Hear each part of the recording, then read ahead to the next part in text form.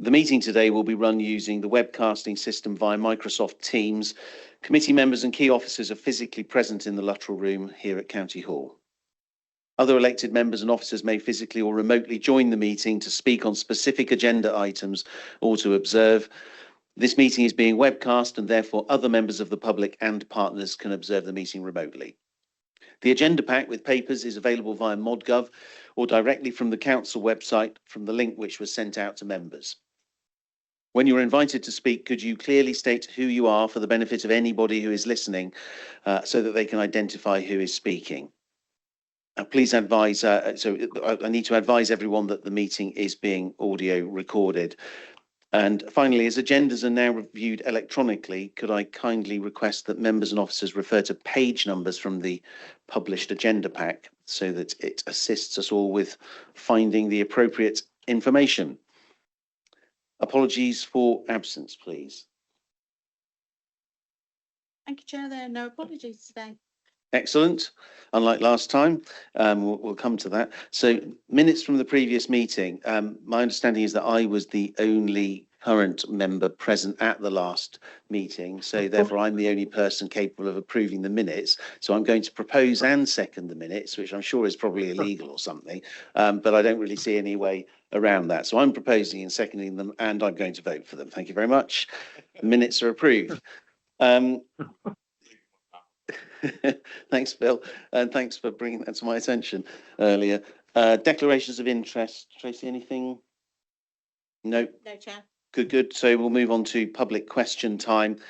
We have a number of speakers who wish to speak, particularly on the issue of the Green Wedge review. And I'd like to call first, please, Caroline Warburton to speak.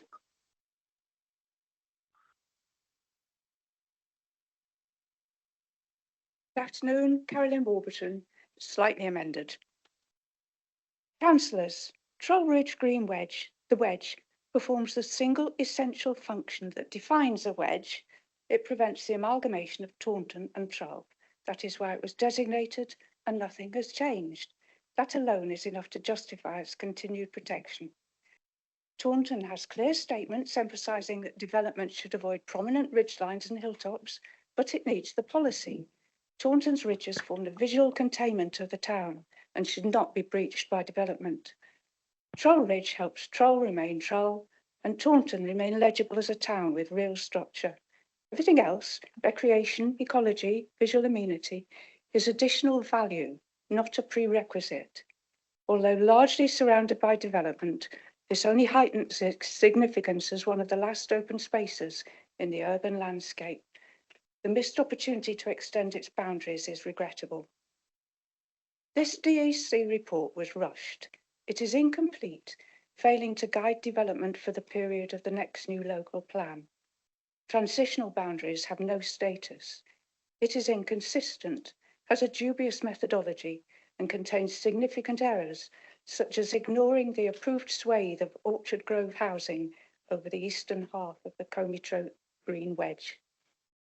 This report, even if it were emerging policy, has effectively no weight as a material consideration. Not officers, nor the committee, nor Somerset Council can disregard or remove a green wedge outside the statutory local plan process, which requires evidence, consultation, and independent examination. Treating the designation as deleted outside this process is unlawful and undermines the plan-led system mandated by the NPPF. Actions based on the assumption of future deletion or informal removal are legally challengeable and risk permissions being deemed premature or unsound. The local plan is at an early stage. The protection of the wedge remains in force until the new plan is confirmed. The only lawful and defensible approach is to uphold the adopted policy until the new plan has been examined and adopted. Okay. Otherwise, objectors can argue the plan is not justified or not positively prepared because outcomes have been prejudged. Trust in the local plan promises damage and councillors are seen as bypassing proper scrutiny. Green wedge protections don't switch off the tilted balance, but are strategic spatial policies and must be upheld. Any proposal that harms the wedge can be refused on that basis. Approval of development of Troll Ridge will set a dangerous precedent that these protections are negotiable. This committee should withdraw or amend the report and formally acknowledge that the wedge remains protected. Thank you. Thank you very much. If I could call now, please, Brigadier Bill Dunham.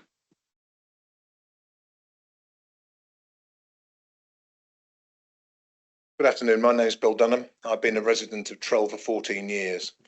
One of the key reasons for settling in this lovely village was its proximity to the town of Taunton while maintaining a distinct rural feel of its own, complete with a thriving and supportive local community. This status is enshrined in the neighbourhood plan and currently enabled by the presence of appropriate green wedges. The residents of Troll are psychologically and culturally predisposed to living in a village, not in a town. The proposed change to the status of the Troll Green Wedge undermines everything that's good in this arrangement, fundamentally altering the hitherto established position of Somerset Council in support of the wedge.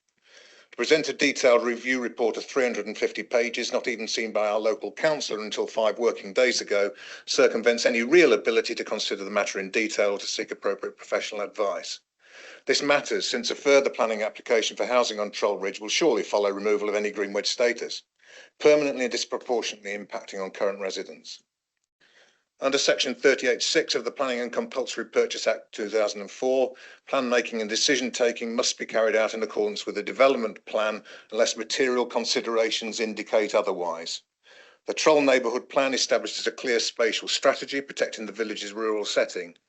Somerset Council is therefore legally required to demonstrate clear and reasoned conformity with the neighbourhood plan or to explicitly justify any departure from it.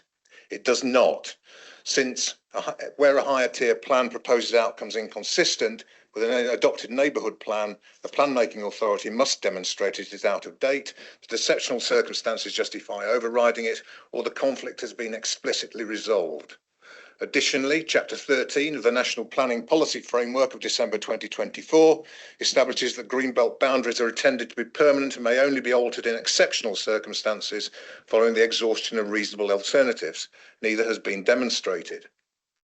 Troll Ridge was designated as green wedge as recently as 2014 and protected in different forms for many years before that. Since 2014, there has been no further boundary development, so it's unclear what has changed, given that the south side development, which is made much of in the report, the 17 houses of Barton Green built in 1995, is of a village rather than urban nature.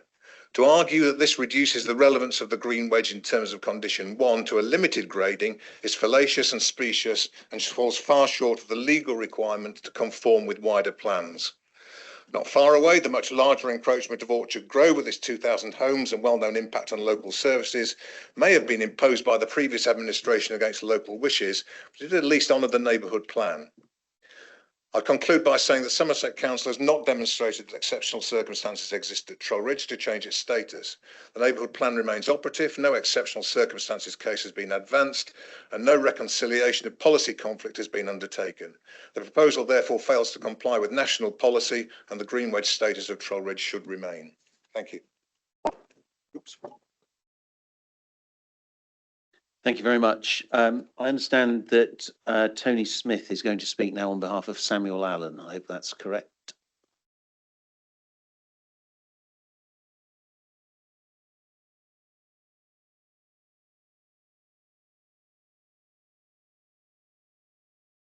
Yes, I've only had notice of this 5 minutes ago, so you'll forgive me if I stumble as I read it. Take your time, sir. Thank you. So I am Tony Smith reading this on behalf of Sam Allen, who says, I have lived in Troll for 26 years. I intend to talk about the Troll Ridge Green Wedge. I want to start by objecting to the consultation process. The proposed change has the potential to have a significant effect on residents, and the report has been released far too late to enable any meaningful contribution by residents or a reasonable opportunity to take advice. This is unreasonable, unfair, and undemocratic. The report has taken a team of experts months to prepare, and residents are given 5 working days to consider all its implications. We should not be steamrolled. I call upon the committee to defer any decision until we have time to get expert opinion. Turning to the report itself, my primary concern is with the assessment of Objective 1. I believe the assessment is flawed and does not take into account the realities of the situation. The report acknowledges the significant differences on either side of the wedge, but then ignores that crucial point. Instead, it pays undue prominence to the suggestion that development along the southern border of the Green Wedge is already coalescing Troll and Gomitro. Anyone living in the area can testify that that is not the case. The lack of ready vehicular and pedestrian access between the two developments has the effect of keeping them separate and distinct. People living to the south of the Green Wedge, on the whole, look to Troll for their social activities and other needs. People living to the northwest of the wedge look to the shops, school, church and village hall in Galmington. Building in the Green Wedge will unarguably break down these distinctions, creating an amorphous whole. This important fact is ignored in the assessment. Taking these points together, I contend that the assessment of Objective 1 is flawed, and instead should be considered that the Trollridge Green Wedge makes a strong contribution to Objective 1. I therefore ask the committee to reject the report's recommendations and preserve the Trollridge Green Wedge status, or failing that, to give reasonable time for resident consultation. Thank you. Thank you very much, Mr. Smith. I have you on my list as a separate speaker. Did you want to say anything on your own account? No? No problem. In which case, we'll move to Alan Sawyer next, please.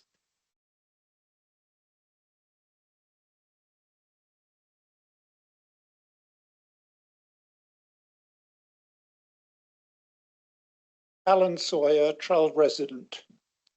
This assessment of the Trull Ridge is deficient, inconsistent, and needs revision.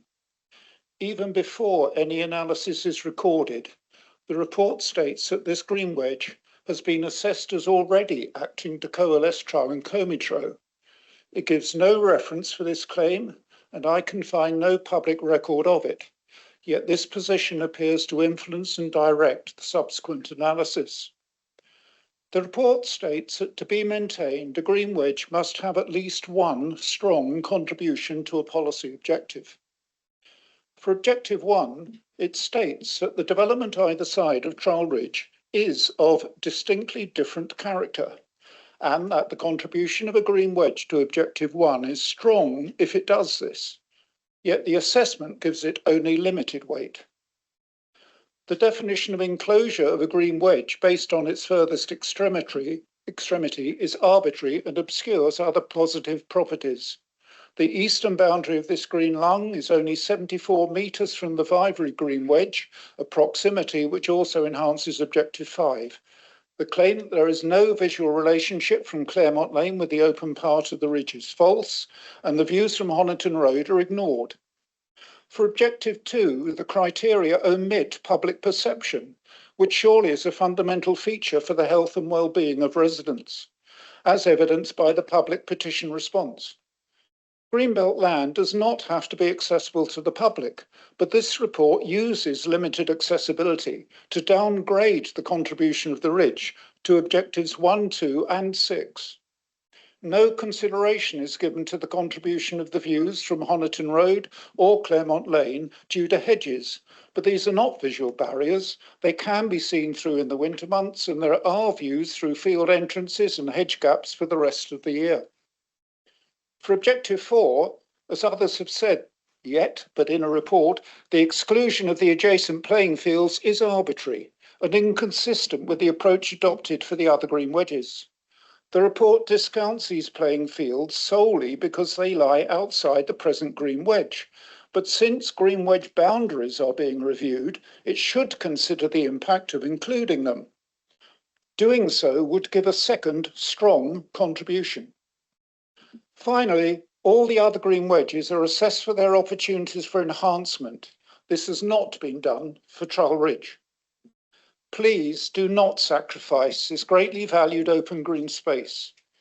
Your housing and employment land availability assessment, to be published in the spring, should produce more appropriate sites for development. Once lost, this green lung cannot be restored. Please defer your decision on this green wedge until it has been reassessed. Thank you. Thank you very much, Mr. Sawyer. We now have Councillor Andy Barrett, who I understand is speaking on behalf of Trull Parish Council.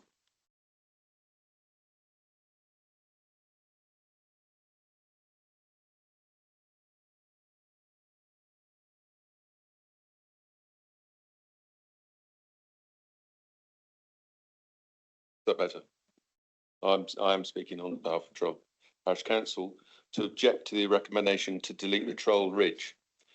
Whilst we acknowledge the national housing shortage and the pressure on Somerset Council to demonstrate a 5-year land supply, we cannot accept a process that is procedurally flawed and technically inconsistent.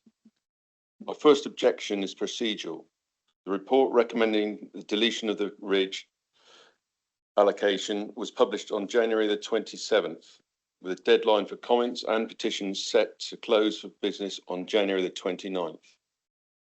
A 48-hour window is a functional denial of public consultation. It's impossible for the community to digest a complex technical review and respond meaningfully in 2 days. This haste undermines the public confidence that the council itself admits is vital for the credibility of these decisions. Secondly, we challenge the consistency of the technical assessment. The review justifies retaining the other green wedges such as Vivery by including recreational spaces like Vivery Golf Course and school playing fields. Yet the assessment for Trull Ridge artificially and arbitrarily excludes Queen's College playing fields, which can be hired by general public and which is today actively used by Trull community. These playing fields were included. As they are in other areas, the Trull Ridge would be double its current access size. It would then clearly meet objective 4 for accessible formal and informal recreation, and objective 3 by bringing the countryside into the heart of the town. You cannot score Trull as limited on these objectives while simultaneously ignoring the very land which would provide a strong score. Thirdly, Trull is facing our 4 separate planning applications in addition to the 2,000 homes on the Orchard Grove development. We've seen no master plan for these new developments and how they connect and add value to our community. The report suggests other green wedges can be enhanced through master planning. We argue Trull Ridge deserves the same proactive approach rather than total deletion. We need a plan that demonstrates the actual need for housing and the specific infrastructure, such as schools, surgeries and services required to support a growing population. Deleting this protection now before the full planning inquiry is premature and based on an out-of-date evidence based in 2015. So to conclude, we understand the need for homes. However, we request that the council defer this decision. We need more evidence to support housing requirements before irreplaceable green space is destroyed. We ask for a fair, consistent reassessment that includes all relevant land and a timeline that allows for genuine community engagement. Thank you. Thank you very much, Councillor Barrett. Can I thank you all for your contributions today and for making them succinctly and very fairly. So thank you very much for that. And I'm going to pass over now to Councillor Dawn Johnson. It caught me on the hop there. I was expected to be part of the agenda item. Okay. Dawn, would you prefer to no, speak later? Fine. Okay. I'm happy to speak now. This wasn't expected. So I'm going to ask the Chair that you grant me the indulgence to speak perhaps longer than you would normally expect, as this is the first opportunity I've had as the elected councillor for Comey Trow and Trull to contribute an informed opinion on this recommendation to delete the green wedge at Trull Ridge. Like all residents, I too did not have sight of the DAC report until the papers were published last Tuesday afternoon. I'm in a slightly advantageous position as I have had 5 days period to consider what I want to say in questions. I'm in awe of the passion and determination that has driven Trull residents to digest the report and submit text to speak at this meeting by the 5 p.m. deadline on the Thursday, a mere 2 days later. I'm told that this document, as a technical piece of commission work, would not normally need consultation. I find that remarkable when such a report has the potential to change a community forever. As a listening council, I ask that you consider permitting a proper and thorough consultation on this proposal, allowing residents the time to better prepare their response. 1,199 people, as of this minute, have signed a petition to urge this council to reject the recommendation to remove Trull Ridge from the Green Wedge designation. It can't be submitted to you as a formal petition, as again, the stated deadline for that would have been the Thursday, 2 days later. Nevertheless, we have gone ahead with a formal petition, as for many, this was the only way they had a voice in the proposed decision. And in just 6 days, what a remarkable statement. 1,199 signatures and rising every minute. I've looked at the signatures. Not only are they from local residents that live in the area, it's young adults who loved growing up in Trull and attending the village school. People who come to Trull for the Trull activities the village halls and playing fields offer. The many who choose to worship in the village church. I could go on. People love the village community that is Trull. It is unique and very distinct from Taunton town. And the buffer that is Trull Ridge is the most important visual marker you will see as you exit Taunton on the One Rain Road that tells you you've left Taunton town and you're entering Trull village. If you adopt this recommendation, you'll be contributing to the end of Trull as a village.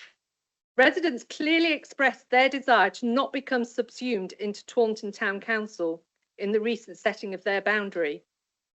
There are already developers chomping at the bit all over Trull's green fields and even a live planning application on this site. Many other areas do not have protection and are much more at risk given the government's planning proposals. These fields have a protection. Let's do what we can to save it. In my view, you have the evidence to fight harder to retain this protection. I believe the DAC planning report as presented contains inconsistencies that you could have challenged. There are many inconsistencies to be found on whether the report is solely looking to retain, delete or revise boundaries or to look to enhance. And this particularly relates to the Trull Ridge. In the report, page 293, 1.1.3, it states, conclusions take the form of recommendations for the alteration, retention and or removal of existing green wedges. However, it must be noted that the report does not incorporate an assessment of land for the creation of new green wedges. And yet, page 320, 3.5.4, alongside the conclusions relating to the current use and character of the green wedge, opportunities to further enhance the green wedge are considered. Which is correct? On the basis of 3.5.4, why is there no mention of the opportunities to protect this green wedge by extending to include the Queen's playing fields? A suggestion that may have saved the Trull Ridge as a valuable community asset, play area and vital element of visual amenity. And this continues in the officer report. All 8 other sites have a section, opportunities for enhancement, but not Trull Ridge. Again, it's inconsistent. Much is made about the coalescence of Trull with Comitro in the report, and yet the actual boundary of the site has not changed at all since 2015. It was always bounded by development on its southern and western border. Its identified role was to keep a boundary between the new Comitro development and the more historic Trull village. To claim it has coalesced seems very wrong to me. And why in the report is there no mention of the field's purpose in preventing the coalescence of Taunton Town and Trull village along the Honiton Road? This is the most important coalescence to be concerned about. I strongly believe there is a strong case to challenge the conclusion drawn for objective 1. Two sides of the site are not enclosed by urban development, and the Troll Ridge does form a substantial part of the gap between settlements. Page 326 states residential development lies to the west, south and east. The eastern border is majority hedgerow. This is simply not a true statement. The report claims the area is enclosed by development. How do the sorry, this is my writing. How do the regular walkers and live visitors get in then? So we have deer, we have all sorts in there. If it's completely closed by development, how are they all getting in?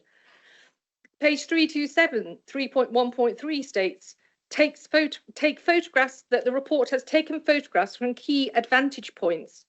Why were there only 3 photographs taken from the low-lying western side of the site? The most enjoyed views are from the Honiton Road as you look out to the Quantocks through the field gates, or as you travel down Claremont Lane bordering the fields. It's a complete misrepresentation of the visual amenity. Page 337, Objective 6. The desktop study admits the designation of 40% of the Troll Ridge Green Wedge falling within a conservation area. Why is that? Why has it been completely missed in Objective 6? Public use of the wedges. How much time was taken to assess this? Site visits took place, I understand, in November. Given the tendency for trolls surrounding fields to turn to mud or flood in the winter months, is this an appropriate time to assess public usage? Children en route to school, hospital staff en route to the hospital, walkers, dog walkers, large numbers of people use Claremont Lane, which borders the site, enjoying the country feel of the green fields to the left and the Queen's playing fields to the right. It is a very rural walk through there. It's not a boundary of development. I could go on. These are just some of the inconsistencies in the report. In my belief, it is flawed and needs to be rejected as a document. To accept a flawed document leaves this council vulnerable to challenge. Sorry, I do need to switch now. I've just got 2 more points that challenges I'd like to make. NPPF paragraphs 106, 107, 108 state, local green spaces should only be designated when a plan is prepared or updated and be capable of enduring beyond the end of the plan period. Hence, this decision would be premature and inconsistent with national policy. I'm not a planner. This is what I've read. Please point me to anywhere in the NPPF that says amendments can be made to green wedges outside of a local plan consultation, because I can't see that anywhere. It would appear that the council's belief that this report can be used in planning decisions does not align with NPPF policy. Until a new local plan is adopted, green wedge policies remain as they were set in the existing local plan, in my belief. Second challenge. NPPF paragraph 107 states that local green spaces should be close to the community it serves. They should be special to the community and be local in character. To me, the Troll Ridge serves all of these requirements. Could this leave the council open to challenge on national policy grounds? In summary, I believe the DAC planning report is flawed, contains far too many erroneous comments and inconsistencies. I've lost myself, sorry, it's my eyesight let me down. And as such should be rejected. Accepting this report would have consequences for the council. I urge you to reject not only the officer recommendation, but also the report. If you do not agree with my conclusions, I would urge you to consider offering a full consultation opportunity for the residents and 1,120 now people who requested that you reject this recommendation need to be heard. Residents need to be given a fair opportunity to digest the report's findings and make comment. 2 days was simply not enough. Please listen to this community. Let them have a voice in something they care very much about. They're very passionate about it. Will the government proposals for change, with the government's proposal changes to planning policy, the village will have to accept some change, but not this. The fundamental buffer that separates Taunton Town and Trull Village supports Trull in keeping its village identity in this changing times to come. Thank you. Thank you very much, Dawn. And just to clarify, despite the dates and the rules on petitions, we fully accept that number of people that have signed that petition and in no way are ignoring that. So thank you very much for your comments, Dawn. I'm going to pass over now to Jenny Clifford just to provide some responses to the questions that have been asked. Off.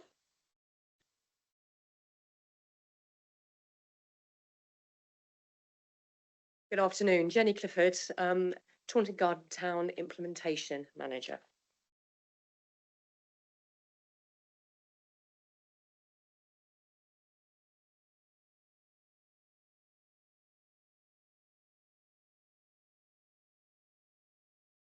Trull Ridge Green Wedge provides a number of green infrastructure and other benefits. That is not in dispute. What is also not in dispute is that the recommendation this afternoon does not change planning policy. That is fully acknowledged. Planning policy can only be amended through the local plan process or through a neighbourhood plan. In terms of Trull Ridge Green Wedge, it's separated from the wider countryside beyond the built edge of Taunton by existing development. It does not flow through into the countryside, and in that respect it is at odds with the other green wedges considered in this report. So there is no physical or visual connection in the same way between it and the wider countryside. In looking at the relationship between the surrounding built areas of Comitro to the west and Trull to the south and east, the review concludes that they have already coalesced, and I know that there is some dispute to that by the speakers, but this has also been compounded through the Comitro Orchard Grove development allocation, which further joins Comitro and Trull through built development, and particularly will when that has been built out. The Green Wedge has not been assessed as making a strong contribution to any of the policy objectives, and it considers that it is particularly at odds with objectives 1 and 3. Again, it's this question of preventing the coalescence of settlements, maintaining a sense of place and identity, and also bringing the countryside into the heart of the town. And it's very much on the basis of the objective assessments that it's recommended for deletion. I'm not going to address any points that have been made in relation to planning applications this afternoon. That is very much a matter for planning committee. We're talking very much this afternoon about the relationship between the surrounding built areas to the Trull Green Wedge. And the report has been prepared by independent consultants who have taken a comprehensive assessment approach, I would suggest, and it does indeed have the status of technical planning evidence, updating the previous 2015 review. So the planning policy position has not changed in the intervening periods, as in the local planning policy position, but we have had updates in terms of national planning guidance within the National Planning Policy Framework and planning practice guidance. And the Council is working on a new local plan. These factors, in conjunction with the significant development pressure around the periphery of both Taunton and Wellington, have necessitated a review of the green wedges and their boundaries.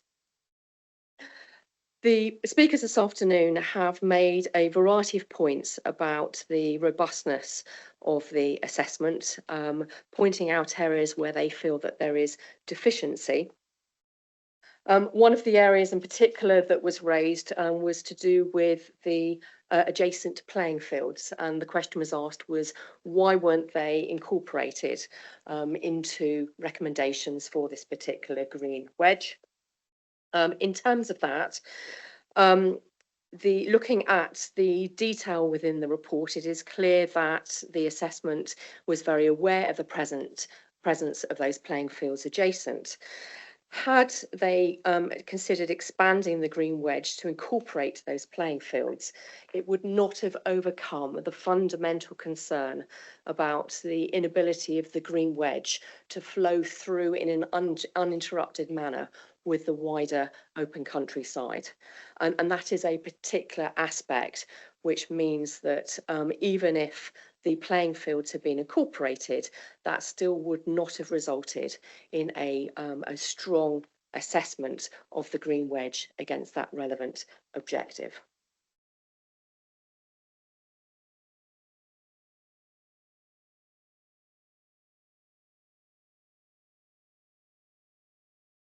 So would not have moved the green wedge assessment from being limited or moderate in other scores into any of the strong categories. The core points here with the assessment that has been undertaken is that the green wedge fundamentally fails to strongly meet any of the policy objectives. And that is the fundamental basis as to why it is recommended within the report to be deleted. Again, very much goes back to the point of existing development running through already from Taunton and from Comitro to Trull, and also that severance from the wider countryside by development.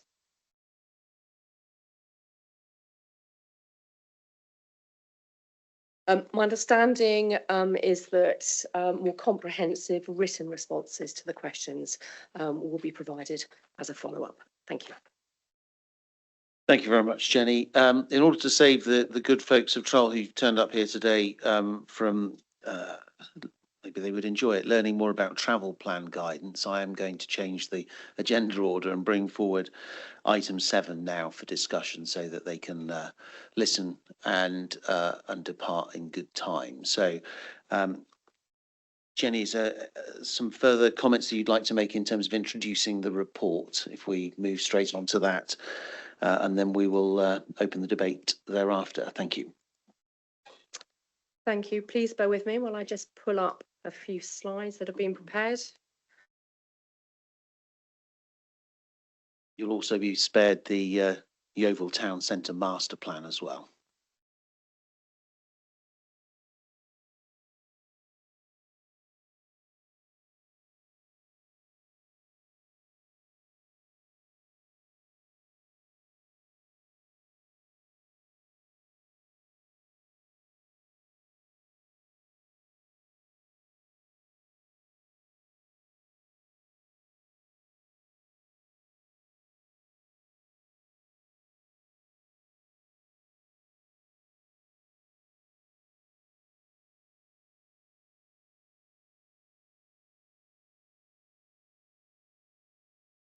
Thank you. So in terms of the work, the assessment that is before you this afternoon, it forms part of a wider piece of work in relation to green wedges. I've already mentioned the fact that we have had changes to the National Planning Policy Framework and National Planning Guidance since the CP8 Core Strategy Green Wedge Policy was put in place. We asked for it to be assessed against the most up-to-date national policy position. There was a wider piece of work in relation to other green infrastructure policies across the whole of the council area. That latter point, of course, being outside of the scope of this particular report this afternoon. We asked for any policy or objective revision recommendations. And where we are focusing this afternoon is a review of the existing green wedge allocations to look at the boundaries. This is intended to inform both not only the live planning applications and the pipeline of emerging development schemes that we know as a planning authority we need to determine, but also will inform and form part of the evidence base for the next Somerset local plan.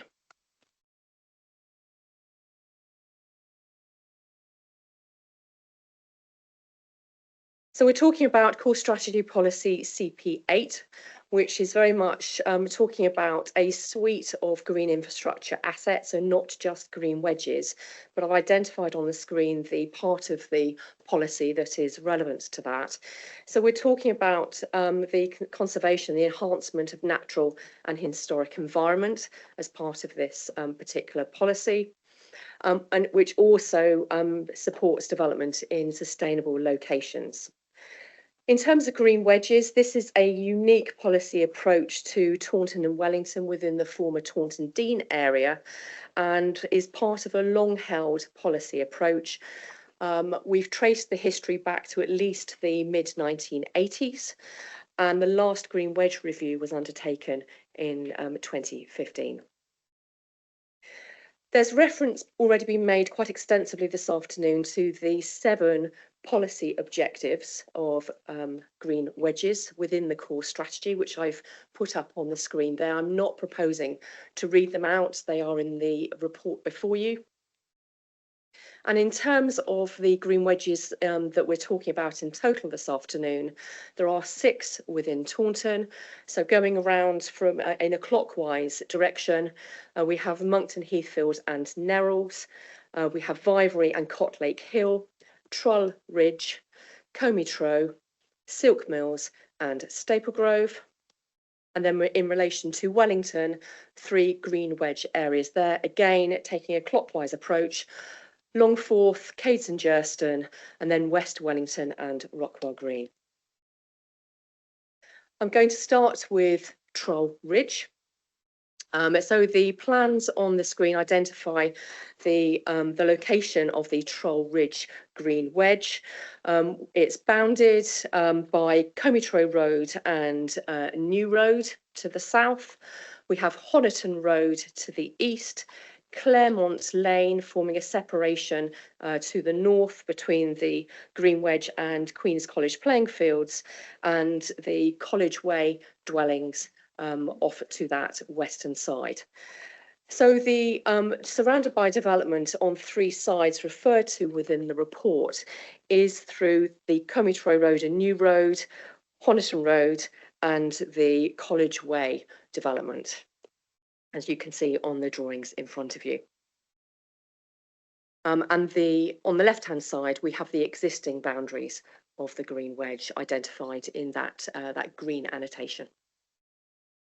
In terms of the assessment against the objectives of green wedges, those 7 objectives, I've replicated here on this particular slide the 7 objectives and the assessment outcome. Of note on those is that the Trull Ridge Green Wedge fails to achieve a strong outcome against any of the 7 objectives within the assessment.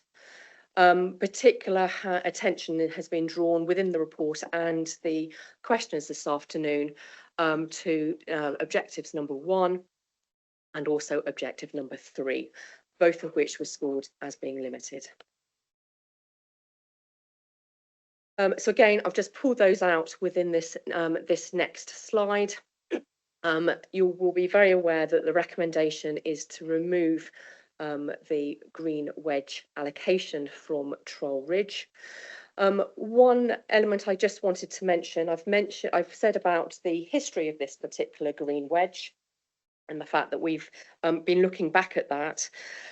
We've tracked it back to Taunton Local Plan in 1986, so it was a green wedge at that point, and there was a housing allocation included within that development plan, which is indicated on the little inset drawing here in brown, and it suggests that before that housing allocation, the green wedge would have more of a connection to the wider countryside beyond the edge of Taunton on that western side. And then it became, within the 2004 local plan, an urban open space designation. So it was not green wedge at that point. It was looked at under a separate green infrastructure policy, and it regained its green wedge status in 2016 under the Site Allocations and Development Management Plan, when the urban open space policy was removed by the planning inspector. And the final point I wanted to raise this afternoon, particularly through this presentation, in terms of Troll Ridge, that plan on the right-hand side of the screen, where it shows the development allocation of Cometro, also known as Orchard Grove, superimposed on the plan as well, and very much indicates the extent of the gap between the Troll Ridge Green Wedge and the wider countryside further to the west than that development allocation. I've not, for this afternoon, gone through to the same extent with individual slides showing the scoring of each of the other green wedges before us. I do have those slides available should they be required during the discussion that will follow. But the other green wedges are identified and recommended for retention, albeit with boundary changes. And those boundary changes are identified in detail within the consultant's report. I do have slides of each of those green wedges, should you wish me to go through them. So they are available, but for time's sake, if I may, and I've got the proposed recommendations in terms of boundary modifications for those. So again, we can refer to those if requested. I did want to just linger for a moment on a slide that I've prepared in terms of explaining the relationship with planning policy. So again, I wanted to emphasise this is technical planning evidence and the fact that it does not amend planning policy. I've already mentioned that can only be done through a local plan process or a neighbourhood plan process. And indeed, this subcommittee doesn't have the authority to formally make changes to policy outside of those processes. The development plan and its policies will remain the same. So irrespective of the outcome this afternoon, the Troll Green Wedge would not be swept aside. It would remain. And the development plan and its policies are always the starting point for the consideration of planning applications and other planning matters, so for any planning decision making.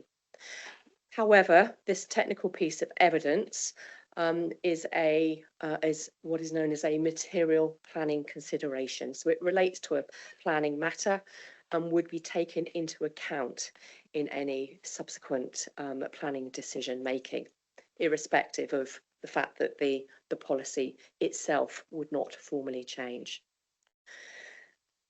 So in terms of the recommendation this afternoon, moving on, one tweak to the recommendation that we are proposing, and again, it's because policy change or policies are normally adopted, and in the papers we've used the word adopt, and we wanted to be clearer that this is not amending policy.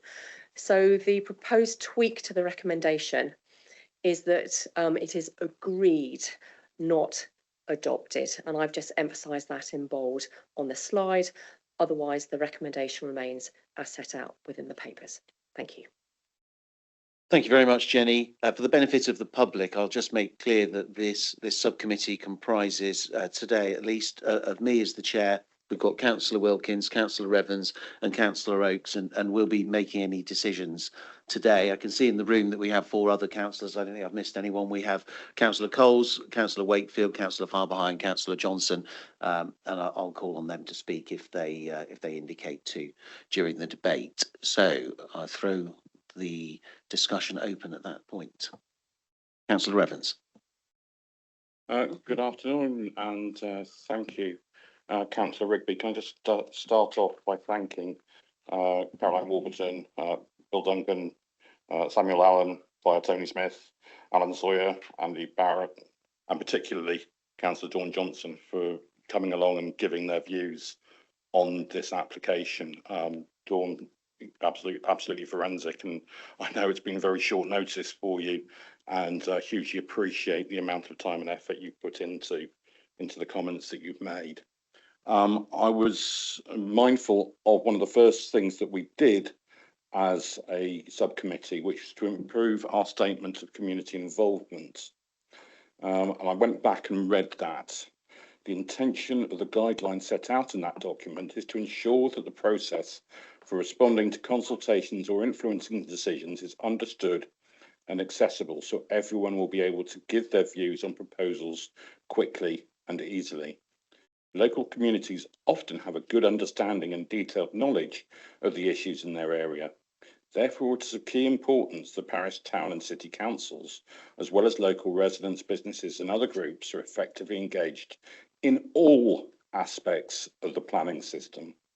The views of both local communities and stakeholders should be considered through plan making and the planning application processes to ensure the best decisions for the community.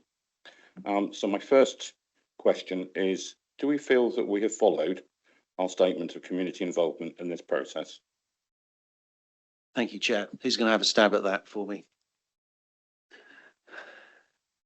Well, I was kind of hoping for an officer first, Dawn, but I will bring you in as soon as we've had that. I'm happy to. No. Alison Blom Cooper, Head of Planning. This is evidence. It's not a change in policy, and the consultation and the statement of community involvement sets out how we will consult on policies changes and also on planning applications. This is evidence, and we commissioned it, as Jenny has indicated, because we wanted to understand to what extent the policy could be supported in relation to the changes that have been made nationally. And I think as you read the document, you'll see that it does it is still supported by national policy. So we wanted to be sure that we could use it and be in a robust way when we were considering planning applications and the determination of those. But we also wanted to make sure that the evidence supported the criteria in the policy. And that is the reason for commissioning this. So whatever members decide today, as Jenny has indicated, this is still evidence, technical evidence, that would be used in supporting or otherwise planning applications. And it's important to note that whilst we understand there's concerns about the recommendation in relation to Trowel Ridge and the assessment that's been made, that it does actually support the retention of all the other green wedges, both in Wellington and Taunton, and therefore gives us a more robust basis for any applications or proposals that come forward in those areas. Chair. Thanks, Alison. Thank Bill. you. I go back to the phrase all aspects of the planning system. And I would have thought evidence that is material in a planning decision, and we have heard that it was material, is an aspect of the planning system. Thanks, Bill. Anything to add to that, Alison? No. Okay. I think it's an interesting point that you raised there, Bill. I strongly feel that the points that Councillor Johnson has made about the short timescale, and other speakers, but Councillor Johnson has made about the short period of time that local residents, the parish council and local members have had to feed back on this document is not in the spirit of our statement of community involvement or to the letter of it. And that deeply concerns me about how we operate as a council. I represent North Petherton division, and I've spent an awful lot of time in my time as a councillor looking at policy aspects that impact my ward and working with the planning policy team to make sure that planning policy is followed and followed very closely. And Mr. Tate will know I've forensically examined their conclusions when they've come to my patch. My patch is separate from Bridgewater, and Bridgewater urban settlement encroaches towards my community, and the importance of those green separations are incredibly important. And the countryside around settlements policy within the Sedgemoor local plan is an incredibly important one. And if I was really nerdy, I'd remember which number it was. D31 is off the top of my head. And Councillor Mr. Tate is going back and is going to scratch his head as to whether I'm right or not. So I'm incredibly sympathetic to some of the arguments that have been made today. The point has been made, what has changed since 2014 I'm really confused about that 2014 date. What does it refer to, please? And what has changed since 2014? Jenny? Thank you. So the 2014, 2015, this was the previous review of green wedges. In terms of what has changed, I think it is clear that the development that I've identified was there in 2015. I think the only change is that the Comitro allocation, which came in at that point, is probably has started building out. So in terms of physical changes, that's the only thing I'm aware of, although the allocation was there. I would say that what the current review does, I think it takes a far deeper dive into the detail of the objectives and a deeper dive into data evidence in relation to each and every one of those objectives than the previous 2015 review. So I've got no knowledge of the planning history around the expansion of the Comitro development, and that comes up to the border. Was it? I think it was on one of the slides you showed.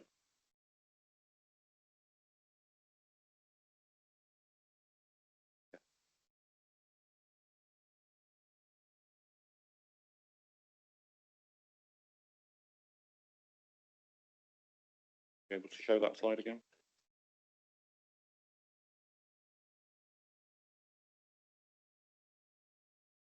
Thank you. Yes, so we're looking at the slide on the right-hand side of the screen. Yeah. We have the existing Troll Ridge Green Wedge area identified here, outlined in green, and the Comitro development allocation is here. Now that was in place at the time of 2015, or came into being around about that with the sites and allocations development plan. Clearly that has started building out. It has started building out from the northwest. So the section at this point immediately adjacent to Trull is yet to build out. Okay, I understand that, but surely if this was going to compromise the Troll Green Wedge allocation, that allocation would not have been allowable under the policy. Again, I think it's very much to do with the depth of assessment and the degree to which each of the objectives were looked at in detail between the two reviews, the 2015 review versus the current review. The current review takes into account a significant number of factors. As I've said, it takes a deep dive. I think it is more detailed and has come to a different conclusion in relation to the extent to which the green wedge relates or does not relate to the wider countryside. It is clear to me, from having looked at this, at the findings of the current review, that there is indeed a separation between the green wedge and the wider countryside. That separation is there already and will be even more pronounced once that Comitro strategic allocation, the Yorkshire Grove strategic allocation has built out. That is now being found to be fatal to the ability of this green wedge to fundamentally meet the objectives of the policy. Okay, so what I'm hearing is that this allocation was in place, but it didn't compromise the green wedge designation at that time. But the allocation, as it's building out, it will impact the allocation. But should that allocation not have been granted, had it been understood that that green wedge would have designation would have been removed? So are we saying there's an error in the decision of the allocation of that site I think it's difficult to look back at the full decision-making process back when obviously that site's allocation and development management plan was put together.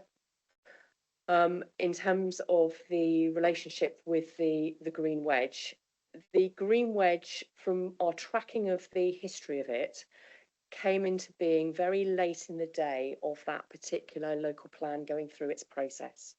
It came into play after in the inspector's report, in that the previous allocation status that it had as an urban open space, that particular policy was deleted.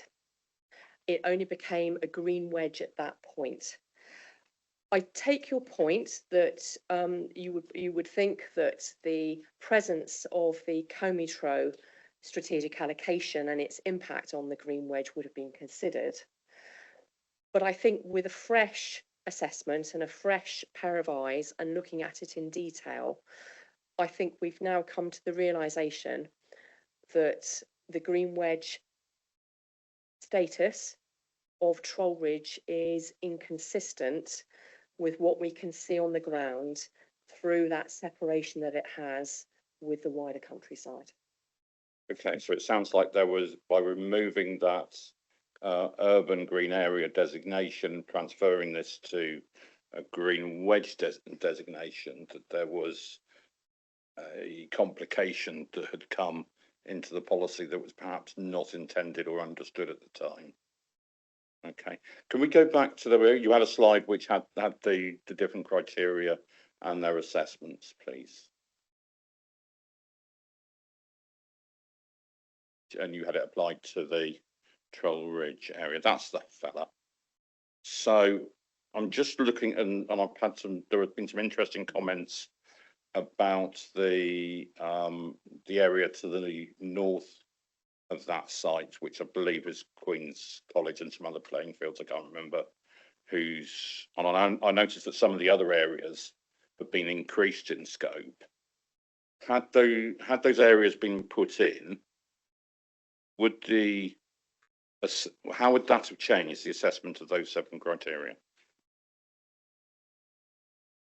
Thank you.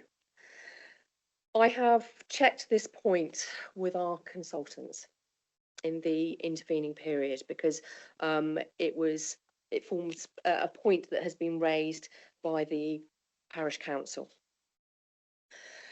The inclusion of the college playing fields, which are currently outside of the existing green wedge, would not affect the fact that this particular green wedge remains severed from the wider countryside by development.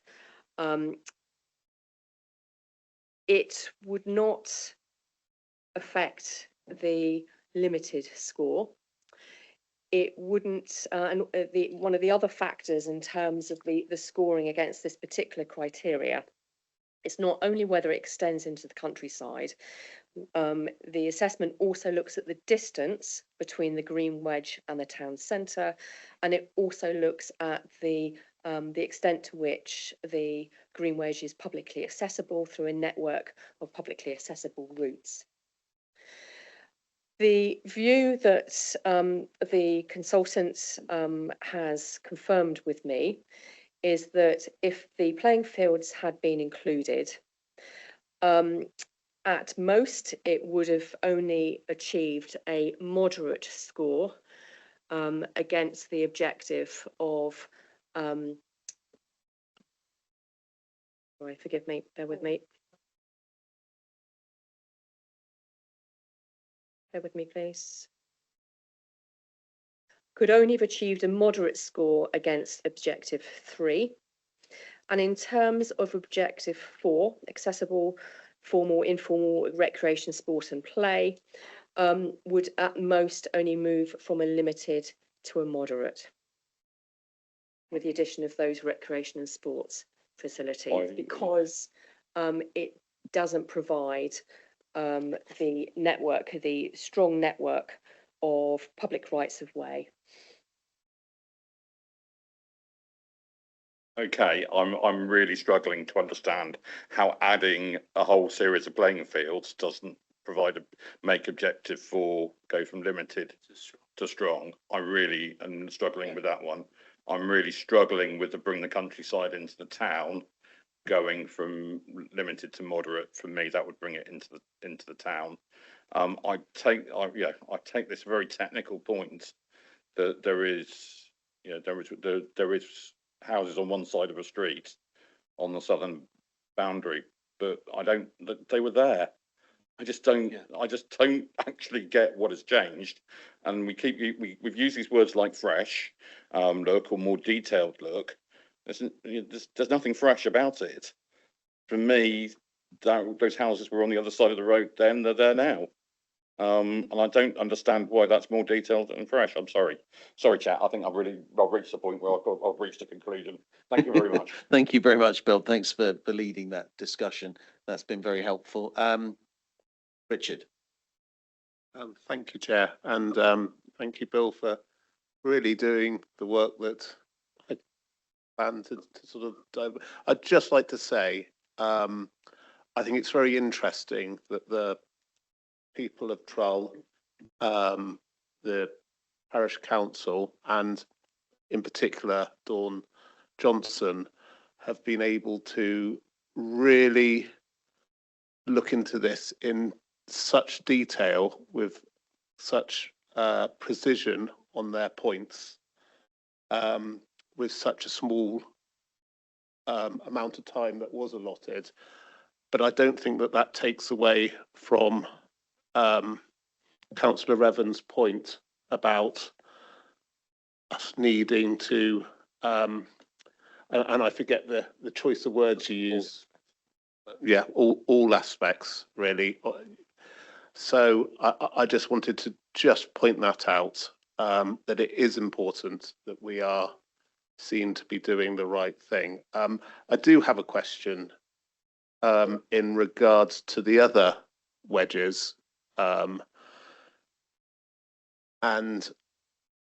what I don't understand by this report is whether they strengthen or weaken or whatever they do to the current wedges. And if previously there has been building that has closed the gap in this particular wedge, how and what prevents that happening to some of the other wedges? You know, I think we're very clear that we like green wedges in our towns. We do require housing, and it is important that we do have housing. And to be fair, recently the flooding across Somerset has demonstrated the need to understand where housing goes. But yes, I'd just like to ask that question about the green wedges at this point, I think. So the approach to green infrastructure across the former Taunton Deane area, including these green wedge allocations I've mentioned, is a long-held policy approach. I think that this particular piece of work, I think it reinforces that approach. I think through the thorough assessment of each and every green wedge, I think it will lead to a planning decision making that is based on up-to-date and robust evidence. And I think we will stand in a better stead having done this piece of work in terms of the ability to defend our decisions. You've asked the question about whether it leaves the other wedges in a stronger position. I believe it does, because there has been that comprehensive assessment of each and every one of them against each of these 7 policy objectives of green wedges. And the conclusion, the firm conclusion for those others has been that they've been retained, albeit with some boundary modifications. The green wedges have been looked at historically in conjunction with accommodating sustainable new growth. And this is where the approach in terms of the local plan will come in. It forms part of the evidence base for the next local plan. And I think it's likely that we can see a continuation of looking to accommodate in a planned manner green infrastructure provision in relation to further planned growth through the next stages of allocations. So I think we can look at this assessment, and it will form, I think, an important part of the consideration for future growth directions and allocations, particularly around Taunton and Wellington. So it stands us in good stead in that respect. Thanks, Jenny. Graham. Thank you, Chair. I just would remind people that I am the lead member for Environment, Climate Change and Public Health. Boy, I could do without this sort of nonsense. This fails the public health test on the need for people to have green space for mental health. And this fails environmentally as well. I'm not going to argue on planning grounds because in reality, it's a professional argument that planners have. However, in this case, it was the councillors who made the decision. And I don't think those councillors were ever told, I really hope they were never told, if you allow this planning application, you put that public space at risk.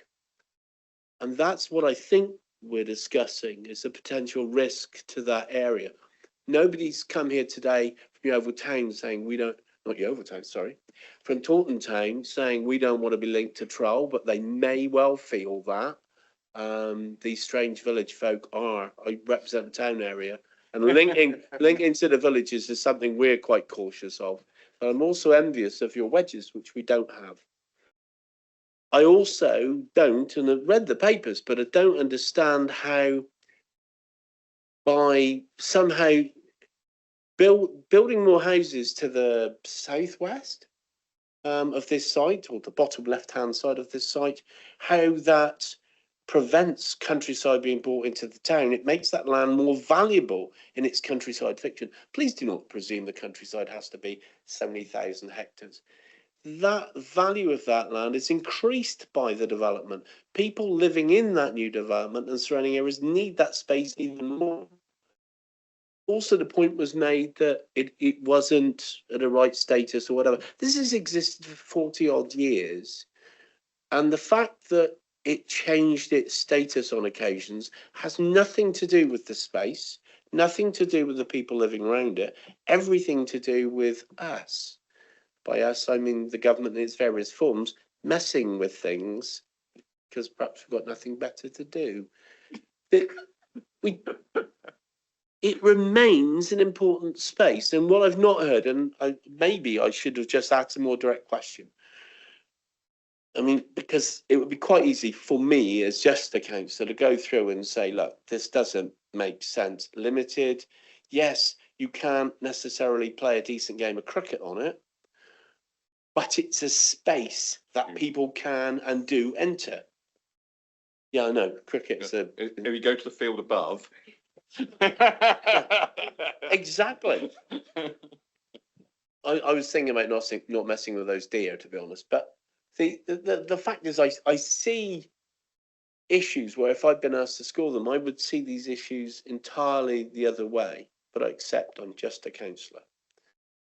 As it stands, I've yet to understand how removing this status or putting it in a place where we'd actually, it seems to me, talking about giving evidence, it sounds like we're giving evidence to allow development. That's what it feels like. And if it is, then you're not getting my support. And on good planning grounds that actually you're meant to be there for building houses for people to live, not to just build houses. We have failed our nation for centuries. I'm sorry, we have. I'm going to do my little rant. if you take public health seriously, if you take environment seriously, if you take public health seriously, people need space.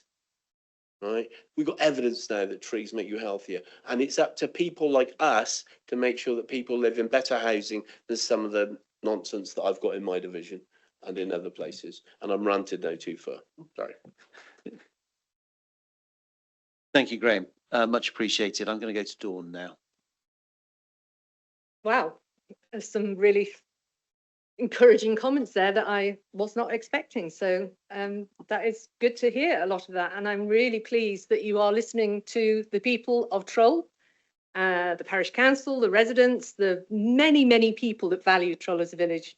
And I'm really pleased with some of the comments. I have to agree, this development was contained. I do not grasp why Orchard Grove has changed the designation for that being a green wedge. That Orchard Grove development is yet to be built out. It could be that you develop a green corridor through it. You know, the council has that power to be working with the developer to create a pathway through that future ridge through to the open countryside. Why has that not been considered? And I cannot get away from that report being flawed. And the response from those consultants to say that adding in the Queen's Fields would not meet the criteria seems to me completely questionable. The Queen's Fields are used by members of the public, archery clubs there. There's a pickleball centre being built that's going to be accessible to the public. There are lots of public sport facilities that take place on those fields. I cannot accept how your consultants would say it would not meet criteria for. I absolutely can't see it. And the fact is, you only needed one to be scored strong, and then you would not be rejecting Troll Ridge from this green wedge status. To me, you've got one there straight away. Why are you going back to consultants who've written a report to say, why didn't you think of increasing that? Why is that happening now? Those consultants have not delivered a sufficient report. I absolutely have pointed out to you so many inconsistencies in their report. They are all valid inconsistencies. That report is not fit for purpose. And I strongly urge you, not only on the basis of some of the conclusions they've come to with Troll Ridge, but also some of the comments they've made that are just fallacious. You know, some of the points they've said that taken views from the bottom of the field, they haven't taken pictures from where you get the views. It's just completely erroneous, the report, and it's not okay. And I strongly urge that not only do you not accept and support this recommendation, that you reject the findings of that report. Thank you. Thank you very much, Dawn. Sarah. Yeah, that's a good idea. Thanks. Yeah, thank you for asking me to contribute. I was a representative for Trull on Somerset West and Taunton, so I have a relationship with it. My children went to school there and I lived just outside it.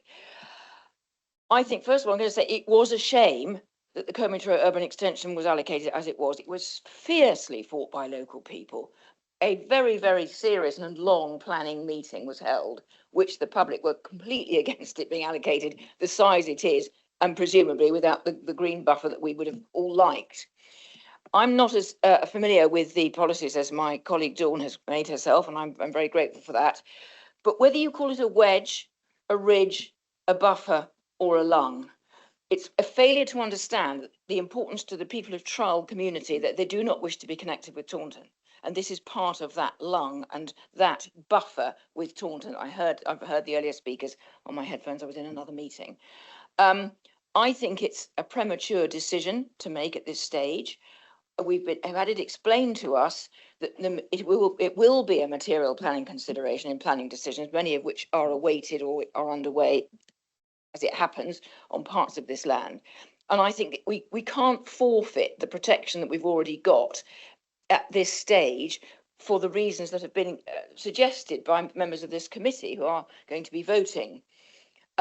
we've heard considerable opposition from locals about it. And we also know that the local plan, which is under development, will eventually come through in some time. And I sincerely hope that locals will have the opportunity in that local plan to object to things like this when they come forward to go in the local plan, because they will want to do that, as you've heard today from the people here. So I would suggest to the committee that the very least they can do today is to defer a decision on this particular green wedge, we must call it a wedge, because it just hasn't fulfilled the criteria of being properly assessed, being looked at from all the positions that Dawn has suggested, and certainly Bill has also made some points. And I think that you're just not in a position to make a full informed decision about this today. And I urge you not to do so. Thank you. Thank you very much, Sarah. Norman Cavill online, please.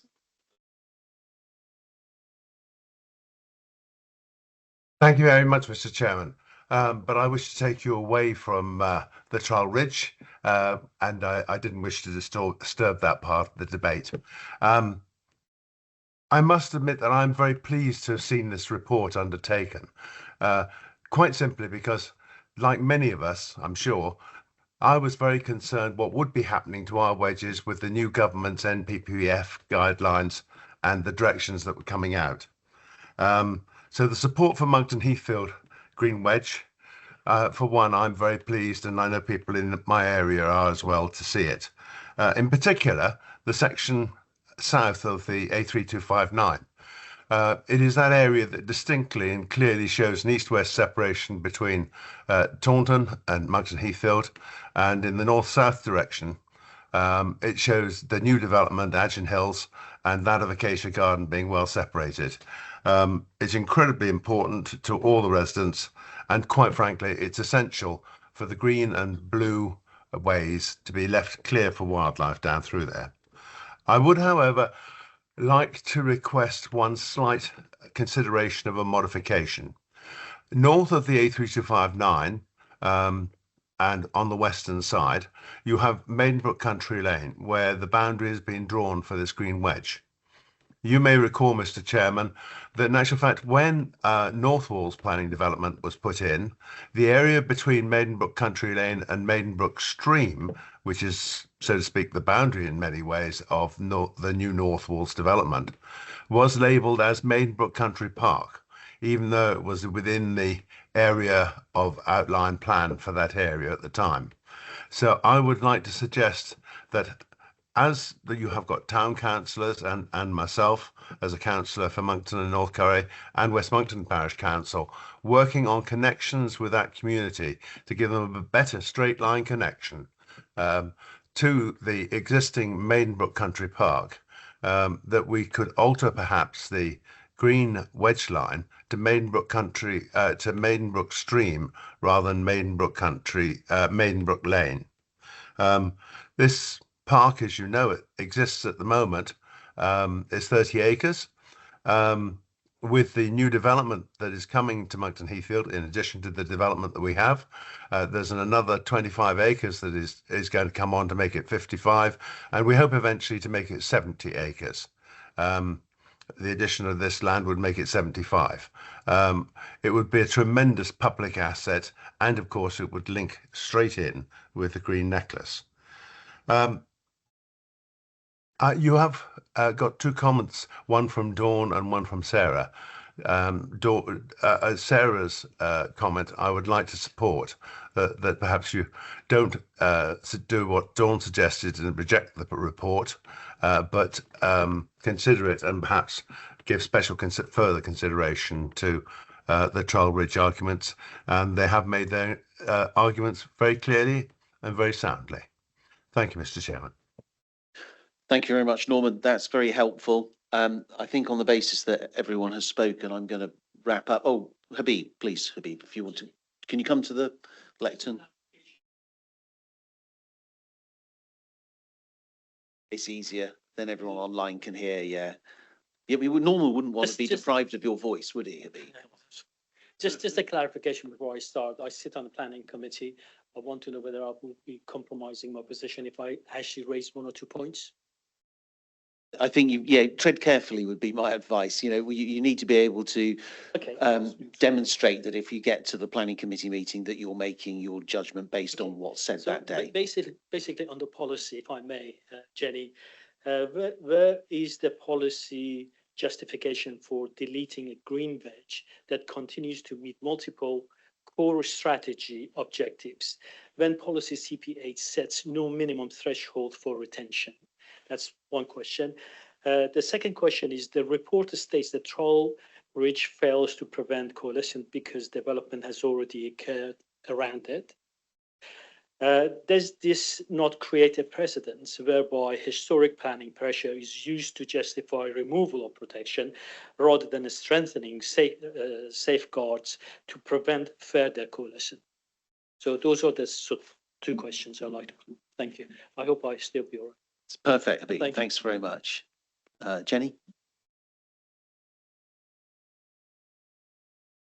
Thank you, Councillor Farber-High. So in terms of your first question, which was to do with the policy and the policy authority, you will have seen from the slides that I presented earlier precisely what the policy is about and the objectives. We would never have a policy going into considerable detail and setting out a full methodology of how within the policy in terms of how to assess an area under it. There is always going to be an element of professional judgment in terms of detailed methodology. Your question is, are there any minimum standards set within the policy? No, there aren't, but I wouldn't expect there to be. The consultants that have undertaken this piece of work for us are very experienced in similar reviews elsewhere. Everything from Greenbelt reviews to other green infrastructure allocation type reviews, that these green wedges are one of them. They've set out their methodology very clearly within the report. And they have taken the view in consultation with ourselves as officers that a green wedge needs to perform strongly against a minimum of one of the objectives in order to meet the policy. I think that's a robust approach. I take your point about there's no minimum in the policy. I wouldn't expect there to be.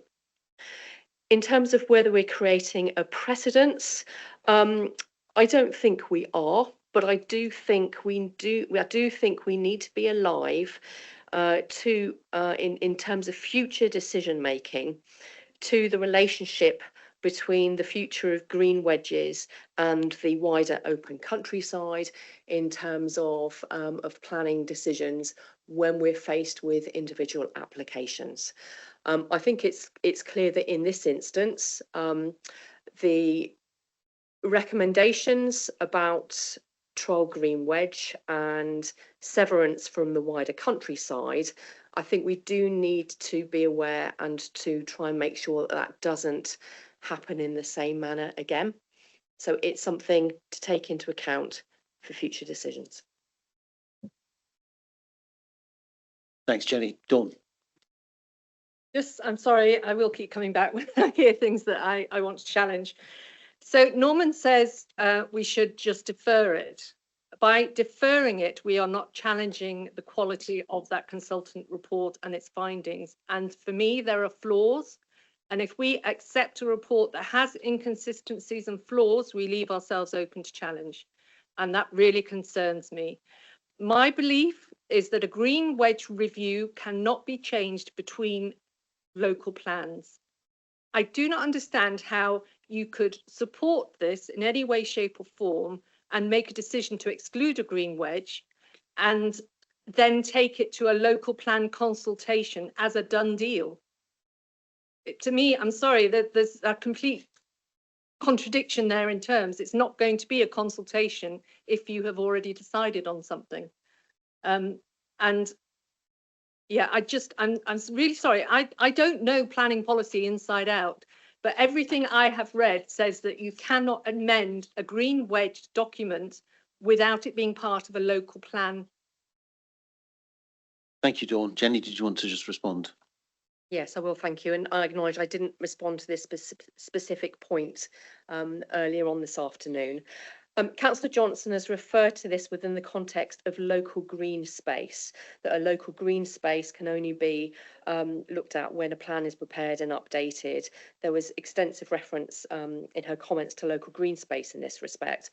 A green wedge is not local green space. Local green space is a very specific type of planning allocation, is often brought forward through neighbourhood planning processes.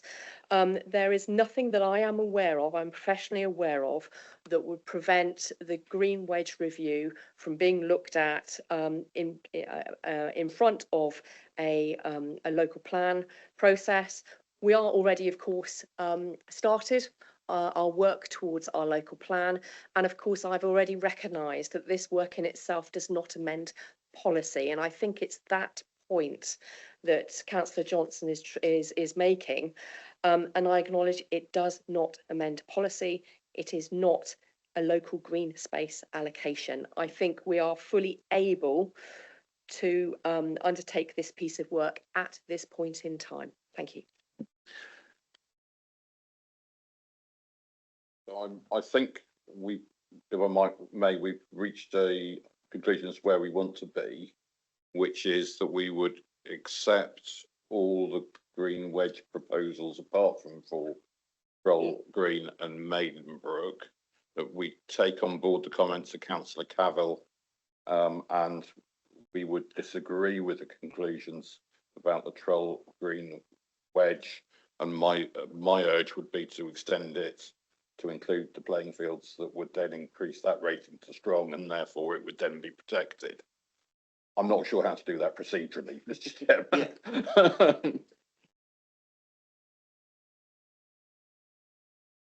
Okay. Indeed. In which case do we have to vote this down, or refer it back, or amend it, or rewrite the whole thing on the back of an envelope? I'm not quite sure. I have some suggestions that I've scribbled out during the meeting, Bill, that you may Yeah, like. I've been scribbling some as well, and I couldn't come to a conclusion as to what to do. So I'll just sum up, if I may. I think it's fairly clear that my colleagues on the subcommittee are not persuaded by the consultants' arguments to disregard the green wedge at Troll Ridge, and I agree with them. There are disagreements about the methodology that's been used and about its exercise and about the impacts that has. Norman's raised a really good point about a small change to a green wedge that affects his area. The difficulty is I don't know where he's talking about. I've got a rough idea, but I can't picture exactly what he's asking us to do. And we're being effectively then asked to make policy on the hoof. Norman was part of a panel that I was on some years ago when we decided on the boundaries, or the proposal for the boundaries of the new Taunton Town Council. We spent months on that, poring over car-sized maps, you know, agonising over every last detail and house and field. We haven't had that opportunity here because this report's only been available to most of us. I've seen it before, most of you, before any of you have, but most of us have only had a chance to look at this for perhaps 4 or 5 days and have not had that opportunity to look at perhaps where sensible amendments could be made. And I think that speaks to a wider argument about how we deal with issues like this. Now, we've heard that apparently this isn't policy, it's part of an evidence base, and therefore it doesn't go through the same process. But by the same token, Bill's read out our own statement of community involvement, which doesn't make any such distinction. And therefore, I feel uncomfortable about being asked to approve something or agree it or note it or whatever the wording is today that has been subject to almost no public consultation. I mean, frankly, it's amazing that so many of you are here today, probably only really because of Dawn's involvement, and the petition has got so many names on it. So, you know, I was taken by the fact that it's not apparently a change in policy. But if we look at the recommendation before us, one of the last bits is that we delete the green wedge at Troll Ridge. That is a change in policy. It doesn't say that we ought to apply different evidence in assessing the suitability of development in the green wedge. It says to delete it. And I'm not convinced that we can do that. So I think we need to have a bit of a careful think about this. Firstly, about how we deal with matters of evidence base that have clear, widespread public interest, because I'm not comfortable with the process that we followed over the last week. I think we need to have a very careful think about how we deal with that going forward. So this is on the hoof, but I'm going to try and come up with some kind of an amendment, because I don't think any of us on the committee are comfortable with the recommendation as it is. So I would perhaps suggest something along the lines of that we go along with the first part of it. Number one, to retain the following green wedge areas with amended boundaries as set out in the report. And I think we're probably all comfortable with most of those, but I think there should be an opportunity for Norman to feed into the process and the boundaries as it affects the green wedge in his neck of the woods. And then in terms of 2, rather than saying delete the green wedge at Trull Ridge, that we revisit the whole process that's been used so far to reach the conclusion that has been reached, because I think we've heard from Dawn and we've heard from Bill in particular about the impact of that process. Were the Queen's College playing fields included in the process? I don't know why they haven't been included, and like Bill, I would have thought, had they been included, then at least on that one criteria alone, it would move to strong, and therefore the wedge would have the ability to survive. So that's all a bit long-winded for a proposal, I guess, but I think what I'm saying is that we accept part 1 of the recommendation, and then with part 2, that we repeat the process. But then, I don't know, I'm arguing with myself now. I'm still uncomfortable about approving something or accepting something that we haven't done any proper consultation on. I don't like the process, Dawn, is my particular problem. I don't like the fact that we're being asked to agree or approve something that's not gone through a proper consultation process. Sorry, I can't keep coming back to the conclusions in the report are flawed. The statements about Trull Ridge are flawed. Yeah. How can you accept a report that's flawed? And I think that the difficulty is it might seem like a good idea, us approving all the rest of it, but then tomorrow someone from Longforth might come in and say, oh, I didn't know this was going on. And I would have suggested that the green wedge was different in some way, but we haven't given anyone the opportunity to contribute in that way, which then, I guess, brings me, I said this was on the hoof, didn't I? It brings me to the conclusion that we shouldn't accept any of it. Bill? So can I propose that we refer back the report for further consideration, including maintaining and extending the Troll Green wedge northwards and extending the Maidenbrook wedge to include all the country park areas, and ask for that report to come back to the committee in the future. Chair, can I just say that Yeah. I think if you were wanting to change that and amend the policy, that would need to be done through the local plan process and as a result of full consultation. I'm not sure we can have it both ways, Alison. I mean, that's like saying we can change it and we can't change it. We're not proposing to change it by this. Well, we are. It report. says here to delete the green wedge at Trull Ridge. That's the very clear Their recommendation. recommendation, which will go forward to the local plan, and because we haven't got the authority to delete the green wedge as part of this process. That's what it does say. I mean, it doesn't say. Understand that, but I'm saying to you, I don't think that we can change the policy other than through the local plan process. This is evidence to say whether or not those meet the criteria in the policy, and the recommendation from the consultants is that that no longer meets the criteria sufficiently, and that's evidence that we do need to take account of in determining any planning applications. Bill? In which case we move next business and clearly there's not going to be a proposal that we can support based on the advice of the officers, which is regrettable, but the steer that we've given to the officers I think is very clear. Yeah, I accept that. Graham? I'm sorry, I don't know whether I should say this now that next business has actually been suggested, but the point was that we can't. I think the simplest thing is to change the recommendation to say that these areas stay the same. I'm not sure why the heck we're doing this, because I think we put the whole new local plan at risk if an element of it is flawed at this stage, and I'm not going to criticise the report by saying it's flawed. I haven't spent the hours that Dawn Johnson has. And can I just say, unless Dawn's phoned you up, I've never had a phone call. And it goes on and on. But the point is that actually, if we haven't consulted properly, and then that goes into a local plan in that form, that leaves us open, very open to a legal challenge. If I was on the other side, I'd be going, "Nah, you didn't follow your own rules," which we've said we didn't follow our own rules. So whether technically next business is, but I'm very disappointed that we've ended up being put in a position where we could create big problems for ourselves. Thanks, Graham. Richard? Yeah, I get. I don't think this has been brought maliciously. No. And I think a lot of work has gone into this. I think the methodology of not consulting, even though it's not a policy or whatever, is the flawed issue, and that's where I'll leave that. And I'm aware that it's very difficult because we got some very good aspects of this, but they are kind of outweighed by the problems at this point. I don't know where this puts the report, other than. Yeah, let me try and deal with that. So we're being asked to approve the Green Wedge boundary review and its recommendations. I'm going to propose an amendment that we don't approve it. I don't want to defer it. Deferral seems too minimalist to me. If you look at how we deal with deferrals in planning committee meetings, it's normally, well, we're not quite ready to make this decision. It needs a little bit of tinkering with. This doesn't feel like it needs a bit of tinkering with.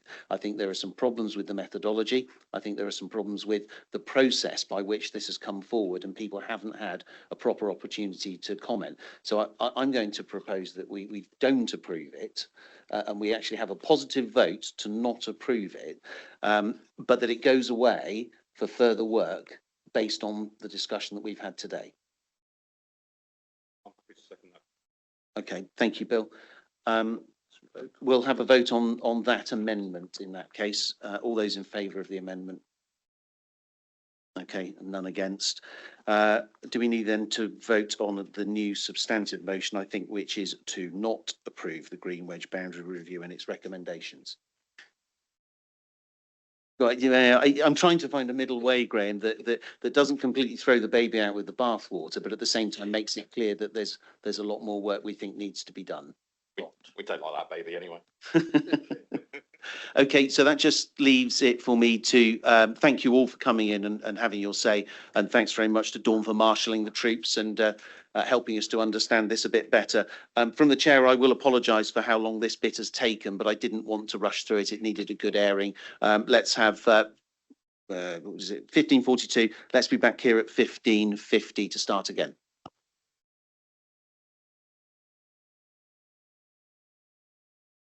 Okay, folks, we're going to get back on with it. Sorry we're so far behind schedule. I'm normally quite good at staying ahead of schedule. In fact, I once briefly, for about a day, held the record for the quickest council meeting in history, beaten the following day by Bill Revens. Hold my beer. So we're going to go on with, we've changed this so many times, I've forgotten what we're doing now. I think we're doing number 5, travel plan guidance, and I'll pass straight over to John Fellingham. Thank you, Chair, Committee. This is paper 5 on the agenda relating to the travel plan guidance, that's the newly updated travel plan guidance, which the officers are bringing forward for your consideration. Just a quick run through, I'm not going to go through a PowerPoint presentation. I just thought I'd just run through some key points for you and then we can go from there. The guidances have been updated to see obviously a shifting towards more sustainable travel, policies and other things. It's encouraging forward thinking travel plans to reduce the reliance on the private car and also to kind of move more into that vision-based approach in terms of placemaking as well as big approach that we're doing. In terms of key relationships with our other council policies, this aligns with the new local transport plan, which, as you know, as members is coming forward. Matthew Prince is leading on, and it also incorporates elements of the vision-led approach that's been brought forward by the NPPF. Where, as I touched on, we're also integrating with the placemaking principles as well, so we can look for better, more sustainable communities and development within the county. We went through a public consultation process in August and September of last year. This was a part of the wider local transport plan consultation process that was undertaken. The feedback was broadly positive and didn't raise any key points that requires any significant amendments to the document itself. They did raise a couple of points that need to be considered in the report, which has been put forward to you for read, but I'll go through the quick verbally now just so you have a quick overview. The first point was the felt like the document demonised the car. This is not the case. The guidance recognises that people still need to utilise the private car. We live in a rural community, a rural county, so everyone must have obviously use the cars and when we can. What the document is about and what we're trying to do is try and change people's perceptions and habits and how they travel, offer those sustainable alternatives through that process, work with developers as part of their schemes that they bring forward to help them improve those travel options through hard and soft measures. So obviously encouraging on what we do and how we do it through that process. The next point that was raised related to it was being very based around the urban environment and not around rural and coastal areas. Again, the guidance can be utilised to work on a case-by-case basis by all those schemes that are being brought forward by developers, whether it's a scheme within Taunton or Yeovil or Bridgewater or kind of Watchet and Willerton in terms of areas, just as an example. The guidance is about working with developers to tailor their schemes to meet the needs of the development and the people where they need to go, recognising each scheme has individual basis in terms of what it can and can't do. Rural locations, we understand, are more challenging, and obviously as we approach through, we hope that like the new local transport plan and the other work the officers are doing will help with that. This document will assist with that process, although as I said, acknowledging that the private car still has to be used, the travel plan guidance would be able to assist in terms of removing those short range trips off of the network where we can, or encourage people to use public transport where they can as well, so that it becomes those options become more favourable, so we can change their modal perception into how they travel. So as such, the third point related to the lack of connectivity between transport modes, which leads to dependency on the private car. The guidance is talking about helping, as I touched on, with about the hard and soft measures, about how we can remove those barriers so we can work in terms of connecting those sustainable transport measures. So working together with kind of developers and other people. Our travel plan team at the moment have been working with First in terms of improving patronage and bus stops and etc. in new developments and how we can assess those barriers and remove those. So that's the guidance, if anything, will help remove those barriers by making developers understand what they're delivering and how they can do that. As I say, you know, we're looking at trying to bring forward improve those soft and hard measures that we've been promoting to make sure that this new guidance sits alongside where the authority wants to go in terms of its sustainable transport vision for the future. As such, to sum up, as I touched on, we're looking to have this guidance sit alongside underneath the new local transport plan when it comes through. It's incorporating a more vision-led approach in terms of what the NPPF have been saying. From that, and also the public consultations have been noted, but through the report you'll see that we've looked to, the author, myself, has been looked to address those points. As such, the recommendation that's in front of you is that we look to recommend that we adopt the guidance so we can take that forward and publish it. Thank you. Thank you very much for your introduction there, John. Richard, I think, would like to speak first. Yeah, thank you for that, John. I think this has been long awaited. We're quite keen that this is implemented, and just like to thank you for explaining that this is not an anti-car document. Somerset at this point requires the car to be used in many areas, especially in our more rural areas. We have and farm machinery. It's very important. But what this does is it helps us add to that with other forms of transport that are currently less available to more rural areas, and also strengthens that in the more urban areas. So I would recommend that we progress with this. Thank you very much, Richard. Graham, you look like your finger was about to go there. No, I was just going to say that not only is Somerset not anti-car, it's the birthplace of the modern car, because the first car made in England with an internal combustion engine was built by the Petter brothers in Yeovil. Woohoo! So it is. So we naturally lean towards helicopters and cars. Love it. Thanks for that little bit of history there. Bill will be very disappointed he didn't get in there first. I actually, that is the first time I've ever heard that. That's because Graham made it up. Somerset, the home of the automobile, is going to be an interesting, And powered flight, of course. and of course powered flights at Chard. So we are truly at the cutting edge of the industrial revolution. Want me to talk about vaccination? No. Any comments from anyone else? I think that's it, isn't it? Everyone else has disappeared. So I think we love it unreservedly. We are going to agree that. Thank you very much. Agree that the subcommittee adopts the guidance as per the draft in Appendix A. Richard has proposed that. Graham seconded it. All those in favour, please. And we'll move on to item 8. So Mr. Fellingham can get away as soon as we've done that. So item 8, decide and provide approach document, and that's John again. Thank you, Chair. Yes. Next item from me, and then I'll leave you in peace, I promise. This is in relation to decide and provide is the Somerset Council's approach to vision-led transport planning. To give a quick introduction, as I say, the National Planning Policy Framework has, in the newest adoption, requires a vision-led approach to transport planning and transport assessments. Decide and provide represents Somerset Council's approach to the vision-led approach to the development management process. So from our point of view, in terms of, again, touching on the key council policies and its relationship, this sounds a little bit like what we've heard before, but again, as we know, this all ties into under the umbrella of the new local transport plan. It works with the placemaking principles as touched on before for the new travel plan guidance, and it's, as I say, it complements that travel plan guidance, as I said as well. So they're all integrated and tied together to work together in terms of this vision-led approach. Like before, this formed part of the wider public consultation for the local transport plan. It had a positive response to the consultation with some points that were being considered, and obviously being brought forward in the report. Like I did before with the previous item, just give you a couple of updates in terms of where we are, just for a verbalisation of where we are on those elements. The first one related to an assumption that the guidance will only be suitable for urban areas rather than the rural locations.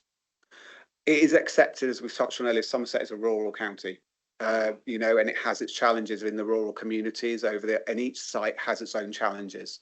The vision-led approach takes a different element in terms of transport assessment and how we impact on transport understanding and how we model that. It's a step away from the capacity-led approach that we used to do in the past. So if we solved a problem, we built a road. The vision-led approach takes that more assumptions and looking at more active travel assumptions of how we put the car at the bottom of the priority and how we see through working with developers, how they can assess that vision that they have for their scheme and how we can attain that vision through working with them through a number of different active travel and connective measures that we can put forward for them. So as I say, working with them on their different schemes and looking at the criteria of where those different elements are within the county, it's not urban, it's not rural. We can focus on a case-by-case basis and work with them on their vision so we can understand what they need and how they want to attain that and what we can do in terms of mitigation measures to meet that. But I say, again, with the car being the bottom of the pyramid, and we work towards those active travel measures. The second element related to amending the title from decide and provide and moving it towards vision and validate. The NPPF itself only cites a vision-led approach. It doesn't give us specifics on a preferred route. Vision and validate and decide and provide effectively give you the same conclusion at the end. Vision and validate is a higher level kind of strategic overview, like touch that we've used in our local transport plan and we're using at the moment. Decide and provide is a more definitive approach that gets its kind of hands dirty into the detail in terms of how it works, in terms of looking at those different scenario testing and how we can make those works for different developments. as such, from our point of view, it kind of aligns with what we're trying to do within the development management process and aligns best fit. It's also worth noting as well that the approach that we're taking as Somerset does align with what other counties are doing as well, in terms of Oxfordshire are bringing forward their own decide and provide guidance, which they went out to public consultation on last year. So we are in some respects aligning with what the national picture is moving towards in terms of the process. So to conclude, as I say, this approach to the vision-led approach aligns with what the NPPF is trying to deliver. Decide and provide, from our point of view as officers, is seen as the best route in providing that detailed vision-led approach to get the best out of working with developers in terms of what we get in terms of sustainable travel and mitigation measures that get to people out cycling, public transport. That it's the best way in our mind as officers to recommend to you that you accept the report as is, that we move forward and publish our decide and provide guidance. Thank you, Chair. Thank you very much. Richard. Again, although it puts the car at the bottom of the pyramid, it does not dismiss the car, and it's very important that we are very clear on that. What this does again is it enhances our ability to give people options. And it's my understanding that the work that Somerset Council have done on this has been award-winning.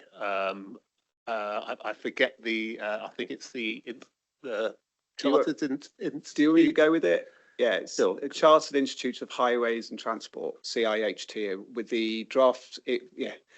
CIHT. I should know. I am a member, which is a bit awkward. But anyway, check his certificate. Yeah, let's not do that. But yeah, it won an award when we first published the draft of it. It was recognised as being at the forefront of what we're doing. Draft award, yeah, pending with this committee. But at the time, the principles of what we were doing have been recognised regionally by our peers to say that the good work that we've done in terms of getting in front of the curve in terms of this. I'll just follow on from there before Councillor Wilkins can come back in. Given the fact that national government hasn't provided any guidance in terms of their interpretation of vision-led, rather than wait for national government to come up with them, we took the front foot. So we've gone on that kind of offensive to say, this is what Somerset wants to do. And we are getting other people that haven't produced their own guidance asking me to have copies of it so they can look to interpret it themselves as part of where they're going next and going forward. Thanks, John. Richard? Unless anybody else has got any comments, I'm just going to recommend we go with this. Does anybody want to second, or does anybody want to speak? I think we're all good then. I think the debate is over. Richard is proposing, Bill is seconding. All those in favour of the recommendation, which is that the subcommittee adopts the guidance as per the draft in Appendix 8A. All those in favour? Thank you very much. Your work here is done, sir. Thank you very much. Okay, and in my enumerate fashion, back to item 6, the Yeovil Town Centre Master Plan, and we have Ian and Nick with us to see us through that item. Thank you, Chair. I've just introduced myself. I'm Ian Timms, I'm the Yeovil Regeneration Manager. Obviously, I haven't got a nameplate, so just in case anyone was confused. So, yeah, very briefly, I guess in terms of a presentation, this is the Yeovil Town Centre Master Plan. So it is there to provide a strategic framework for development in Yeovil Town Centre. The report you've got in front of you is a cover report. You've got a couple of appendices there. So you've got a detailed appendix on the full consultation that was carried out. You've also got an executive summary, which shows you what we did in response to that consultation with the report, and the amended master plan, draft master plan itself. Apologies, somebody's calling me on Teams, which isn't helpful. And an appendix related to that. So the main report's got a series of chapters, and it does look at the town as a whole, the economic structure, the strategic issues, constraints. It describes all of that. And you'll probably remember, I'm sure, that in the summer you approved this for consultation purposes. And that consultation was carried out through September through to November, and it received significant responses. I think it's fair to say. So we've received 575 responses online. We had a petition, which we've actually got here, The people who produced it have left it with us, just over 5,000 signatures. And the business has also carried out a photographic occupancy survey of the North Lane and Court Ash car parks for us, which was immensely helpful because we couldn't do it ourselves. So that was also received another a range of other submissions through the online form, and many people visited us, over 200 on the Super Saturday event, which we did an in-person consultation in a very windy Yeovil in September. So out of that, we've made 4 key changes to the document. So significantly, I guess, we removed the North Lane and Court Ash car parks as opportunity sites, which is based on all the feedback received from a range of different individuals and businesses. We've reinforced the site development principles and design quality principles within the document. And yeah, just to remind, these were all because of what people told us. We've strengthened the emphasis on brownfield site prioritisation. So we've moved, by moving the opportunity site out, we've moved towards more of the cattle market, the Beale site. None of these sites are in our control, but they are brownfield sites within the town centre that are likely or could be developed. And we've also put more emphasis on the community amenities and the activation of the sites, of the opportunity sites, and embedded those principles into the document. And those are things, again, people told us. Yeah, so we also, one of the things we asked people to do was to rank the sites, which they did. And so we will be looking to move, in terms of the way we've ranked them, looking to move the Glover's Walk north and south sites forward, which is what people have told us. We have left the Stars Lane car park in the plan as drafted. That's primarily because it includes the Box Factory car park and the South Street car park as well. Those of you know the area. So it does require further exploration, we believe, before it's admitted in any future document. But the focus in the consultation was on those North Lane car park, Court Ash car parks, which have been removed. So the recommendation is there for you to consider, which is that that this is adopted and used as part of the consideration of planning applications in future. I think that's all I want to say. I'm aware the meeting's gone on for quite some time. Thank you very much, Ian, and thanks for the work that you've done on this. I know it's been a fairly large task, as you demonstrated with the amount of commentary that we had back from the original consultation draft. So thanks for all the work that you put into that. It did at least mean that when we joined Adam Dance in Yeovil last week, we were welcomed like local heroes for removing those car parks from the document.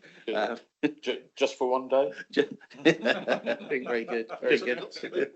At the risk of, yeah, I mean, it was the first time I think I've received a round of applause at any meeting I've ever been to. So, yeah. What do you mean? That was my round. Oh, sorry. Yes. I received Mike's round of Councillor Rigby's round of applause. Yeah, it's quite exciting. Yeah, so thanks for all the work you've done in that, in assessing the commentary that we got back, and then doing something about that, taking it into account, and producing the next draft. So my thanks to you and Nick and everyone associated with it for that task. Any commentary, Graham?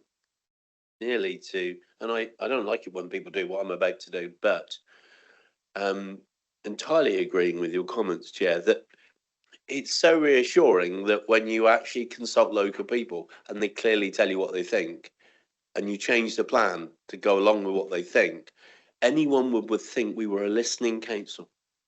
I was proud to be a Somerset councillor at the meeting which Adam Dance put on, and to get the feedback. This is how councils should be run, and I'm very grateful for, particularly for Ian, who's had to go through quite an interesting time and a lot of flack to get to this point.